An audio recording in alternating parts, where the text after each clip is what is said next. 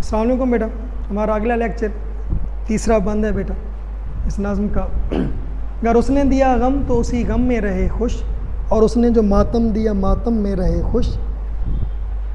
کھانے کو ملا کم تو اسی کم میں رہے خوش، جس طور کا اس نے اس عالم میں رہے خوش. دکھ درد میں آفات میں جنجال میں خوش ہیں، پورے ہیں وہی مرد جو ہر حال میں خوش ہیں. اگر اس نے دیا غم تو اسی غم میں رہے خوش، اور اس نے جو ماتم دیا ماتم میں رہے خوش. بیٹا خوشیاں ہر انسان کو اچھی لگتی ہیں بیٹا. ہر انسان خوش ہوتا ہے اور اس خوشی سے اس کے دل اس کے دماغ کو تراوت ملتی ہے، اور ہر انسان چاہتا ہے کہ وہ خوش رہے. لیکن یاد رکھیں زندگی دھوپ چھاؤں کا کھیل ہے بیٹا، اور جہاں خوشیاں ملتی ہیں وہیں غم بھی ملتے ہیں. اب مسئلہ یہ ہوتا ہے کہ خوشی میں ہمارا رویہ کیسا ہونا چاہیے اور غم میں ہمارا رویہ کیسا ہونا چاہیے. عام طور پر یہ دیکھا گیا ہے کہ انسان کو جب غم ملتے ہیں، انسان کو جب دکھ ملتے ہیں تو وہ پریشان ہوتا ہے، اور بعض اوقات ایسا بھی ہوتا ہے کہ وہ اللہ تعالیٰ سے شکوہ کر لیتا ہے کہ اللہ تعالیٰ میرے ساتھ ایسا کیوں ہوا؟ اے اللہ تعالیٰ کیا سارے غم میرے لیے تھے، سارے دکھ میرے لیے تھے؟ بہت سارے اشعار آپ کو ایسے مل جائیں گے، غزلوں میں انشاءاللہ جب پڑھیں گے تو آپ کو بتائیں گے. لیکن یہاں پہ بات ہماری آپ کی عام بندوں کی نہیں ہو رہی، بلکہ اللہ والوں کی، فقیر لوگوں کی ہو رہی ہے بیٹا. اس لیے وہ کہتا ہے کہ اگر اس نے دیا غم تو اسی غم میں رہے خوش. کہ اگر اللہ تعالیٰ انہیں دکھ، یعنی اللہ تعالیٰ اپنے خاص بندوں کو دکھ دیتا ہے تو وہ اس دکھ میں خوش ہوتے ہیں، اور اگر وہ دکھ بڑھا دیتا ہے، ماتم کرنا، یعنی ماتم اس وقت ہوتا ہے جب انسان کے دکھ کی شدت بڑھ جائے بیٹا. جب انسان کے دکھ درد اور بڑھا دیتا ہے تو وہ اس میں بھی خوش ہوتے ہیں. حالانکہ عجیب لگتا ہے بیٹا کہ انسان کیسے خوش ہو سکتا ہے دکھوں میں، لیکن وہی بات کہ یہ اللہ والے لوگ ہیں. اس کی بھی ایک وجہ ہے بیٹا، آپ کبھی غور کریں، وہ یہ ہے بیٹا کہ جب انسان خوش ہوتا ہے وہ اللہ کو یا تو بالکل یاد نہیں کرتا، یا اگر یاد کرتا ہے تو سرسری سا کرتا ہے.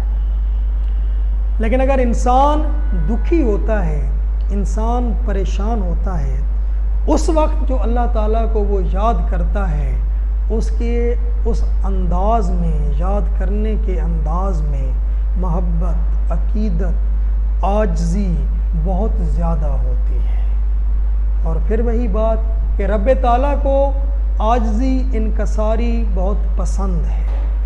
اس لیے یہ اللہ والے لوگ سمجھتے ہیں کہ اگر اللہ تعالیٰ نے انہیں دکھ اور غم دیے ہیں تو یہ غم اصل میں امتحان ہے، اور یہ اس بات کا امتحان ہے کہ میں دیکھوں تو صحیح کہ میرے یہ لوگ غم میں، دکھوں میں کیا کرتے ہیں. اور پھر وہی بات بیٹا کہ یہ اصل میں اللہ تعالیٰ سے جڑنے کا ذریعہ ہوتے ہیں. وہ کہتے ہیں نا کہ ایک بادشاہ تھا، اس نے بادشاہت چھوڑ دی، جنگلوں میں پھرتا رہتا تھا. تو غالباً حضرت جنید بغدادی رحمۃ اللہ علیہ سے ملاقات ہوئی تو انہوں نے اس سے پوچھا کہ سناؤ کیسی گزر رہی ہے؟ تو اس نے کہا جی بہت اچھی گزر رہی ہے، جب سے بادشاہت چھوڑی دنیا کے جھمیلوں سے آزاد ہو گیا ہوں. اگر اللہ تعالیٰ دیتا ہے تو پھر شکر کرتا ہوں، اور اگر اللہ تعالیٰ نہیں دیتا تو پھر صبر کرتا ہوں. تو حضرت جنید بغدادی رحمۃ اللہ علیہ نے فرمایا اس کا مطلب یہ ہے کہ تمہاری بادشاہت چھوڑنے کا اور درویشی اختیار کرنے کا فائدہ نہیں ہوا. تو بڑا پریشان ہوا، اس نے کہا حضور کیوں، کیا غلطی ہوئی؟ تو انہوں نے فرمایا کہ یہ کون سی بڑی بات ہے کہ اللہ دے تو شکر کرو، نہ دے تو صبر کرو.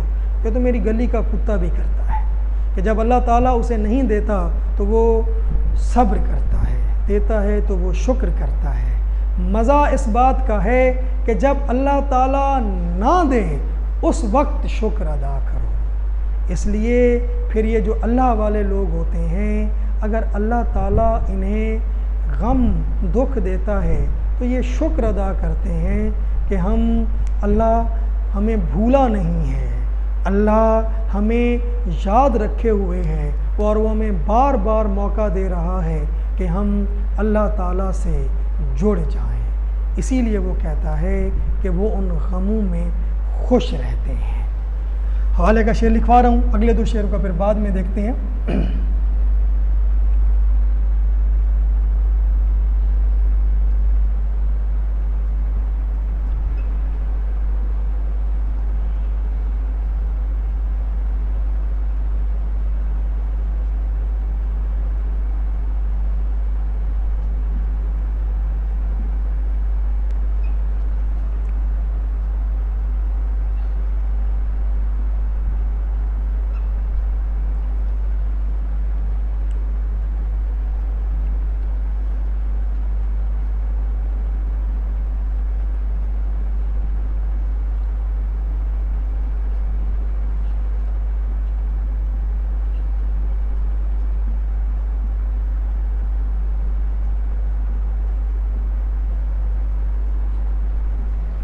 بہت خوش ہوں، خدا یاد آ رہا ہے اس مصیبت میں، میری کشتی کو اے طوفاں یوں ہی زیر و زبر رکھنا۔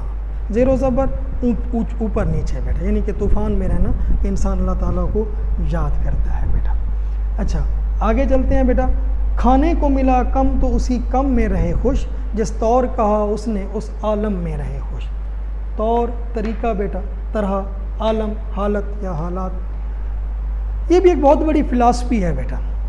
عام طور پر ہر انسان چاہتا ہے کہ خوش خوراک ہو، اس کو اچھا کھانا ملے، منہ کا ذائقہ ہے اچھا لگتا ہے، لیکن بسیار خوری، پیٹ بھر کر کھانا، یہ اچھا نہیں سمجھا گیا بیٹا۔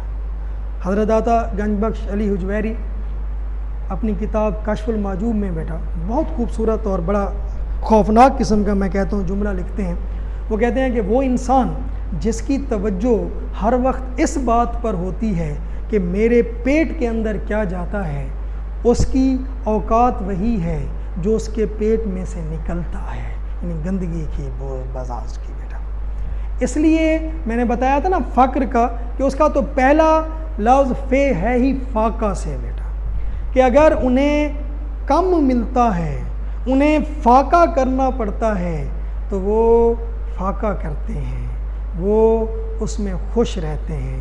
اور اس کی سب سے بڑی مثال آقا دو جہاں حضرت محمد صلی اللہ علیہ وآلہ وسلم ہے بیٹا، کہ آپ کی پوری حیات میں دیکھ لیں کہ شیب ابی طالب میں آپ معصور رہے تقریباً 3 سال تک، حالت یہ تھی کہ درختوں کی جڑیں تک بھی کھاتے رہے بیٹا، یعنی وہ ہستی جو اس پوری دنیا کی مالک ہے، جس کے لیے اللہ تعالیٰ نے یہ پوری کائنات تخلیق کی ہے، ان کی حالت یہ ہوتی تھی کہ کئی دن تک ان کے گھر میں کھانا نہیں بنتا تھا۔